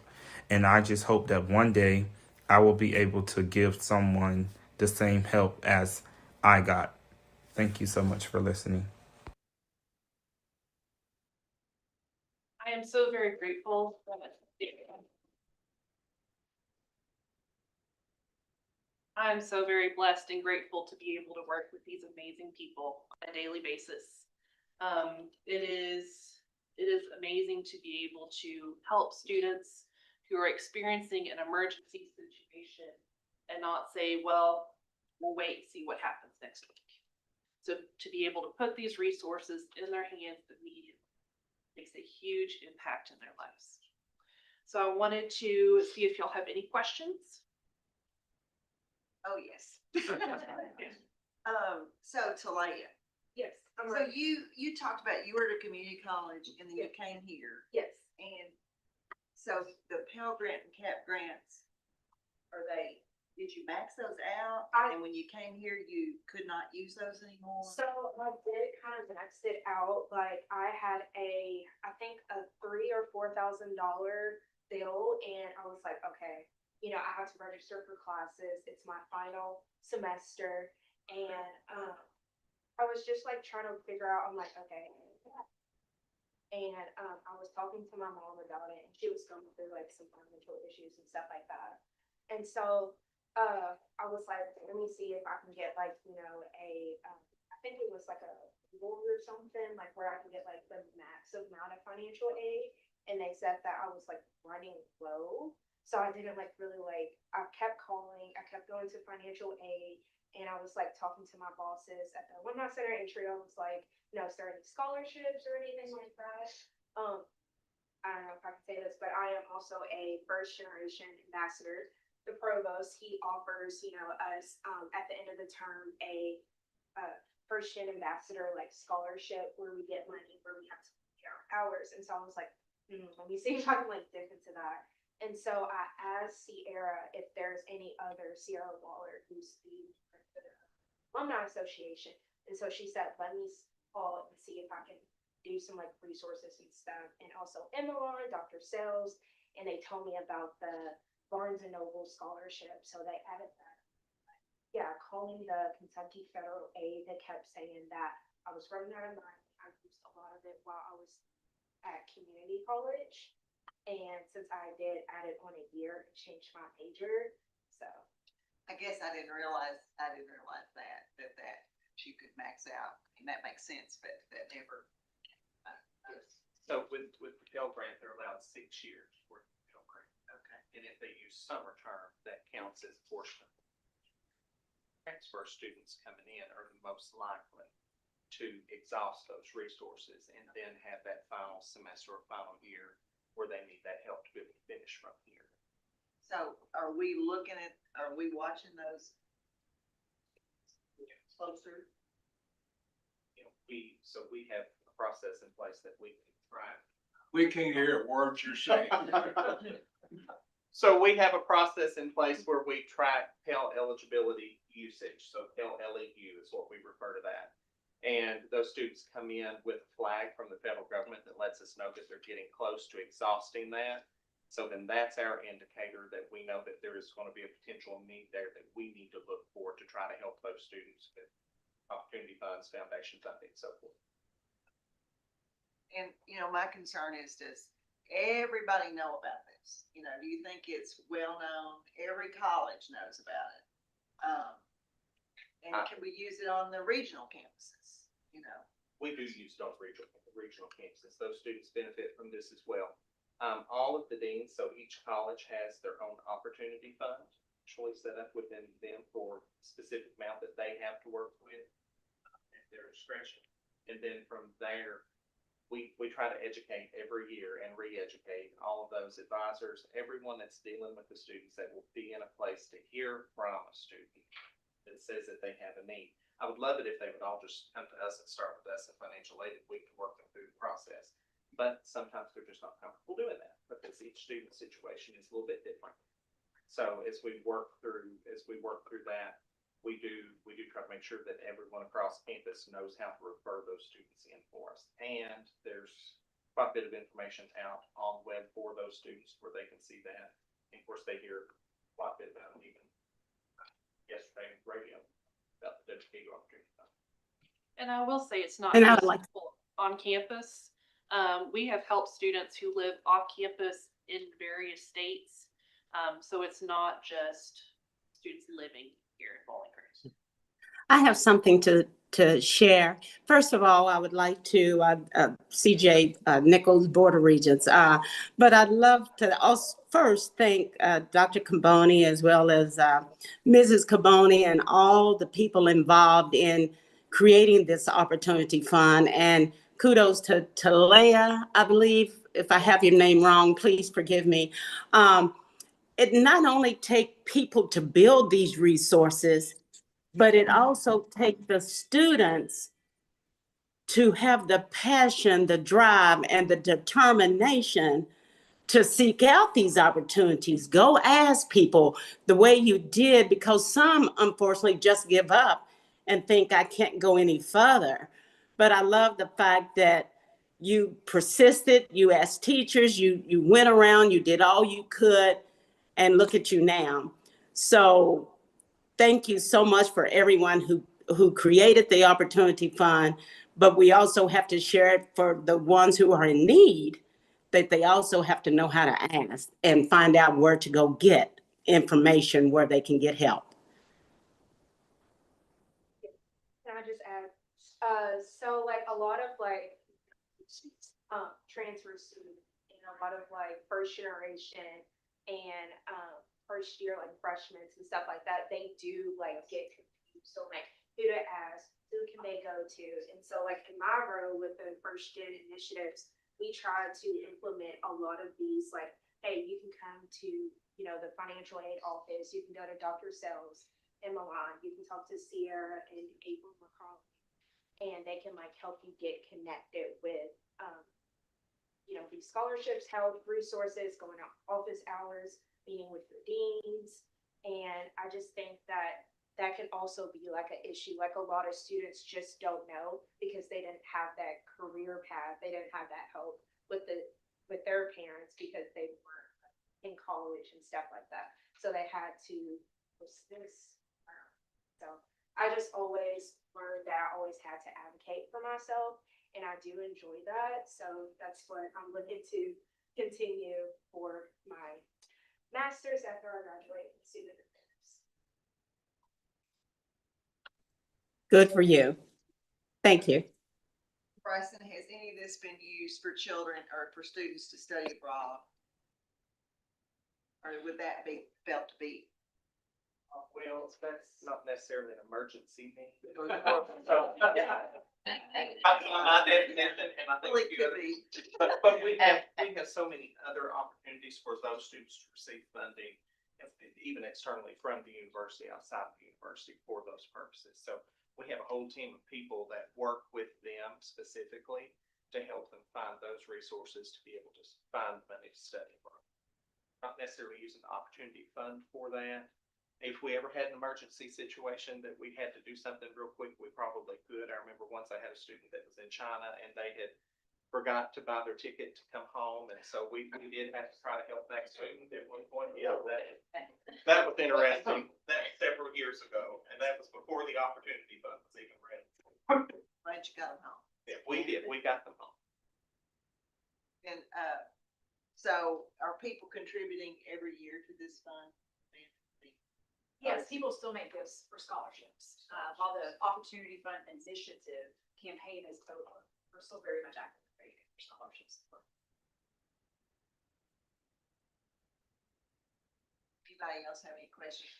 You know, I've been interested in this opportunity fund and I'm glad, thank you for, and I'm sure that the needs and money always, but, just to be the place where we can do the best for our students. Thank you for sharing it. Thank you for encouraging it. Try to get other students just to ask, you know, I think that there's lots of options for people, but they just don't.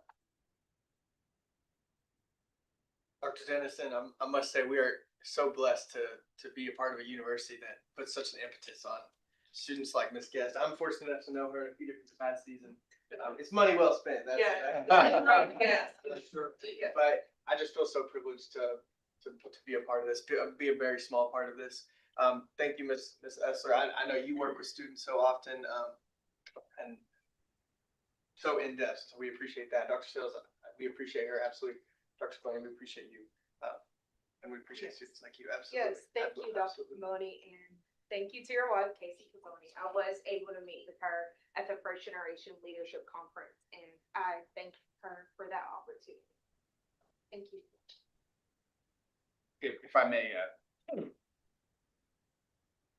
this is why we do the work. And it's why I come to work every day. And it's why Casey works so hard. And, you know, I appreciate sometimes people mistake the work for being about big numbers or head count. And the reality is we have intervention after intervention that we've created focused on students and getting them to graduation. That's why we're here. We're not here to grow the first year class.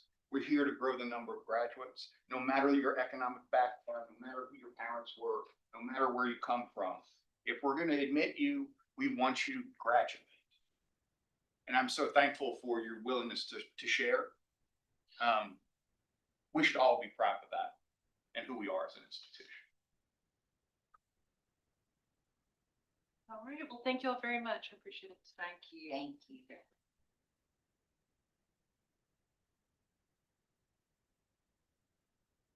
It's the best part of the meeting. Thank you. Now we have the executive committee and thank you, Jennifer Smith. Well, I'm sorry I have to follow that. Great job and congratulations to everyone. So President and I were talking today and thought it would be beneficial to go ahead and give you all a legislative update, even though there's not a whole lot to say right now. But this group won't be back together until the session is over. So I just wanted to have an opportunity to talk to you all, give you an opportunity to ask questions and that sort of thing. So if you all are good, I'm just gonna dive right into this. I'm gonna do the budget last. So just know I'm gonna get through some of this other stuff because I figure the budget is where you all probably would have the most questions. So surprisingly, all of the post-secondary bills are House bills. So far, there are no Senate bills that are directly impacting post-secondary education. Some things on like insurance and things like that, but we're working on that. Quinn is keeping me updated on all the things I need to know. So House Bill 307, this is we're calling it proactive admissions for lack of a better term.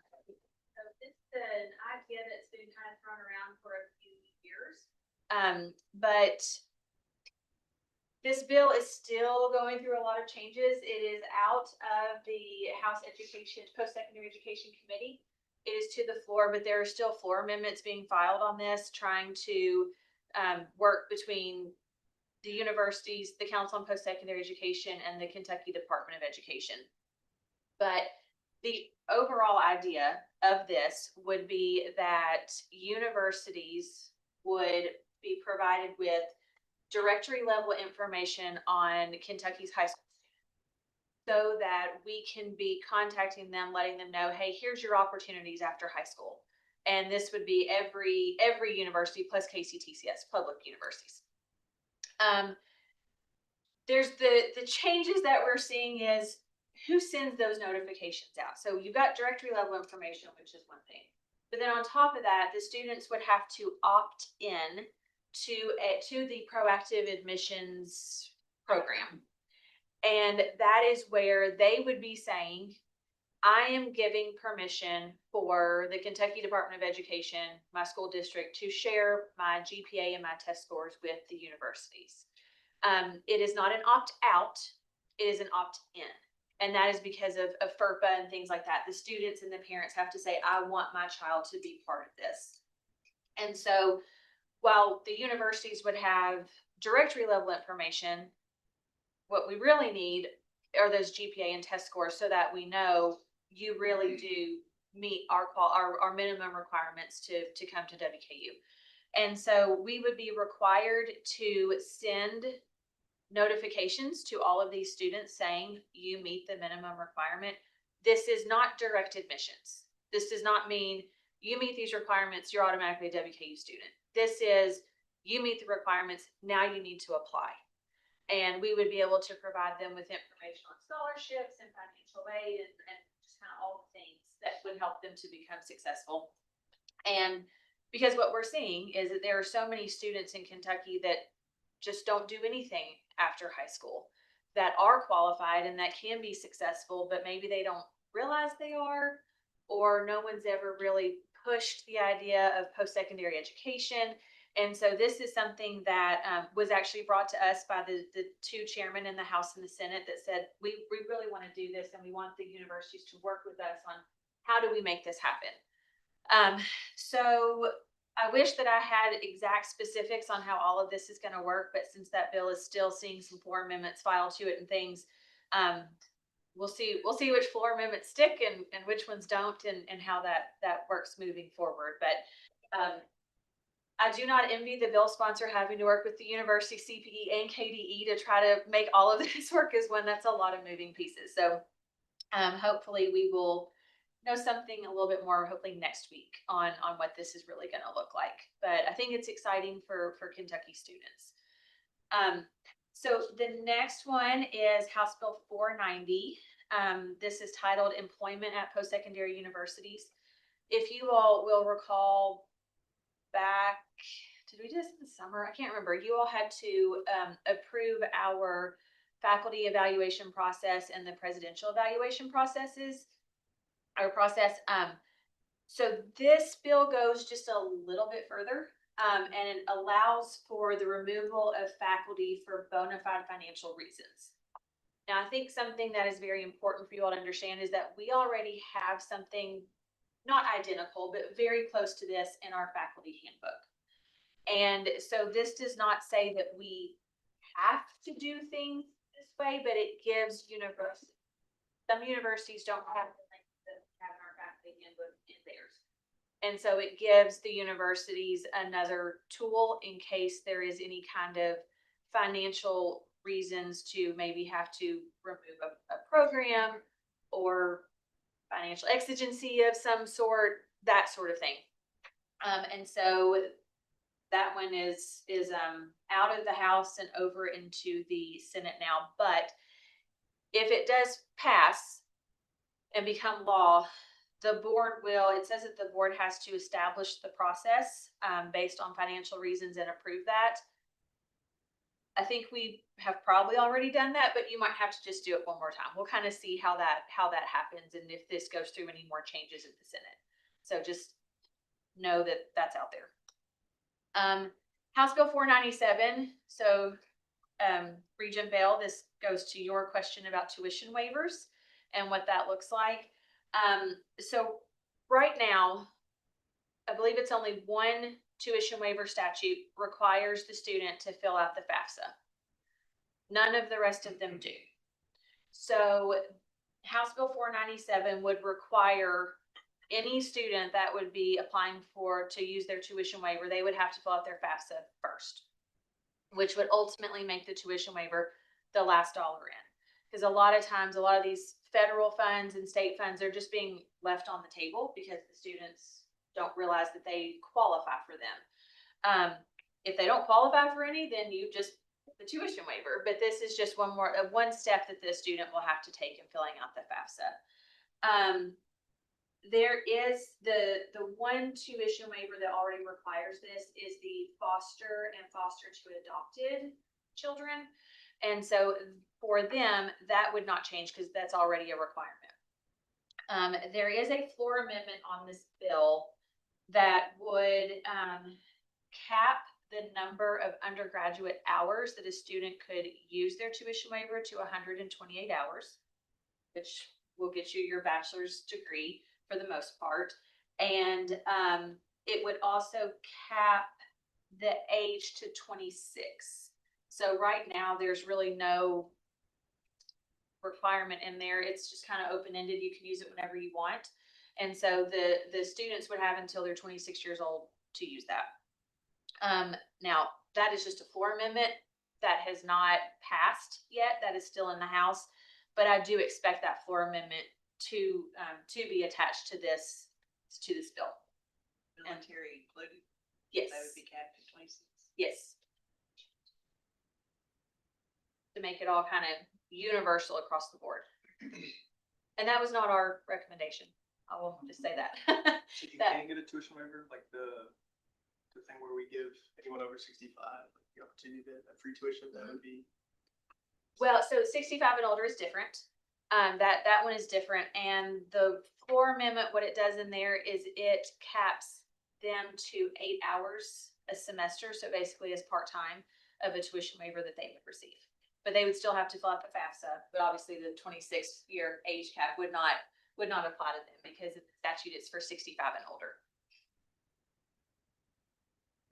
You're welcome. All right, so then we're on to the budget. So House Bill 500. I did send an email out to campus shortly after the budget was introduced, which that is referred on to the Regents. When Chairman Petrie introduced the budget on the House floor, he did say, this is a bare bones budget. This is a starting point. And in the past, the budget review subcommittees, the one for post-secondary education was always used pretty well. I mean, we always explained what our needs were for the university. A lot of the other budget review subcommittees did not do that as much as post-secondary did. And so the idea was to make this more public, more transparent, have the state agencies come before those budget review subcommittees and present their needs for funding. And so that was the whole idea behind a budget that looked pretty scary when it first came out. And so Chairman Petrie did say there will be a committee substitute on this bill. So as we see the budget right now, that is not final. The final budget won't be out until, well, it has to pass by April 1st, okay, so to be veto proof. So we've got a long time between now and April 1st to see what this is going to look like.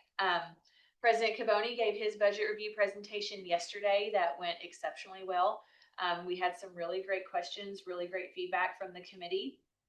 And then we spent all day, I had him in meetings just constantly all day yesterday talking about the budget and our needs and that sort of thing. And I felt like all of those were very, very positive. Everyone understood why we need what we need. And so I feel very positive going forward. I don't know that the budget we will see come out of the House is going to have every single thing in it that we are asking for. But keep in mind, once it passes the House, it still has to go to the Senate. It goes through the same process in the Senate, and then it will come back to the House. They never concur on the budget, so just know that. Then they will go into conference committee, and that's when we will see the real final budget be produced. So I don't have sleepless nights yet, but that'll be for later. That'll be for March. Jennifer, thank you.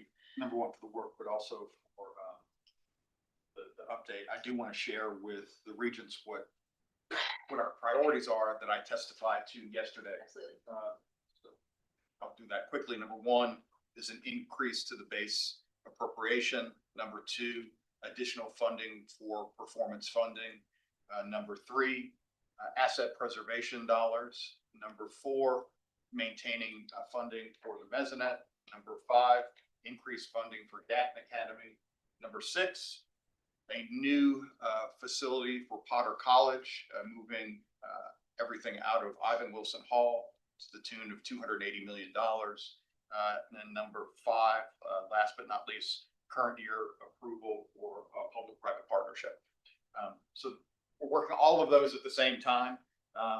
We won't get everything, we never do, but we're going to get something. Yes. We'll see what that is. Do you all have any questions for me? So will, at the end of the session, will you give us the information since we're not gonna be back till? Yes. Okay. So, I have a website, wku.edu/gov-relations. And so weekly, we update the bill tracking sheet on there so everyone can see all the legislation that we're following. Some of it you all might go, what in the world is she doing? It's because I think maybe this could be a vehicle for something else. And so some of it might seem a little odd. But then as there is a need for an update, which there just hasn't really been much to say in the past couple of weeks, I will do a weekly update on that site as well. And there's like a little news section and that will be there.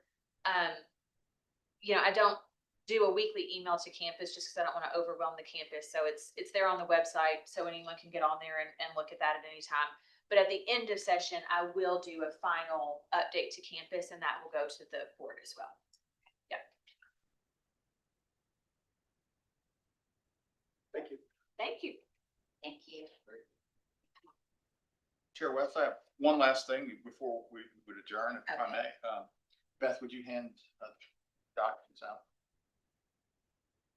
Some of you may have seen that CPE announced increased graduation rate for the Commonwealth of Kentucky. And continuing with our theme today of student success and the importance of what we're doing, I wanted to remind everyone that sometimes some media outlets want to make news by looking at headcount. That's not the metric we're using to measure our success. What we're focused on is retention, graduation rates, and student success. So a reminder to the board, we've had the highest ever first to second year retention rate in the university's history. Record graduation rates, both 4 and 6 year. A record number of undergraduate degrees and credentials awarded in 2025. And if you look at the chart before, we produced the second largest number of undergraduate degrees and credentials in the Commonwealth, second only to the University of Kentucky. And that is our focus. And this is something we should celebrate. So thank you all. Yes, absolutely. Great day.